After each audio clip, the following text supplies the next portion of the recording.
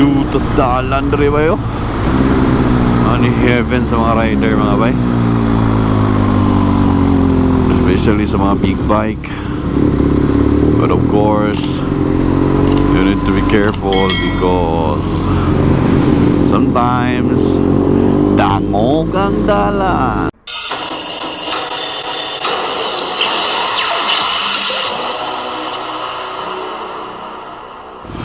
We are going now to Butuan City.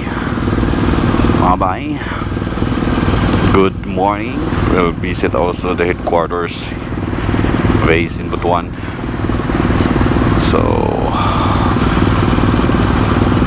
but balikan lang to mga bay. Pero since nandoon na tayo sa Butuan, mga bay, pabilin ta sa Butuan for at least a night. It's been more than 2 years already na wala ko kauli sa Butuan, well, because of the pandemic. So this timely ngayon, talikyat na lang ta mga bay. We'll roll now.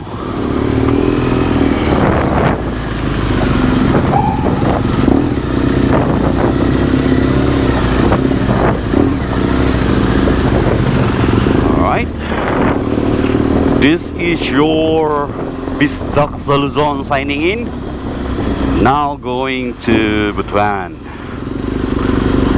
Alright mga bay, we're inside Camp Evangelista. So palabas na may karon. Diri mi nag stay overnight or tomorrow. That will be free time. And on Tuesday we'll proceed to another headquarters in Zamboanga. Then we will be going to Basilan and Holo mga bay. So nindot ito ba mga bay? Okay,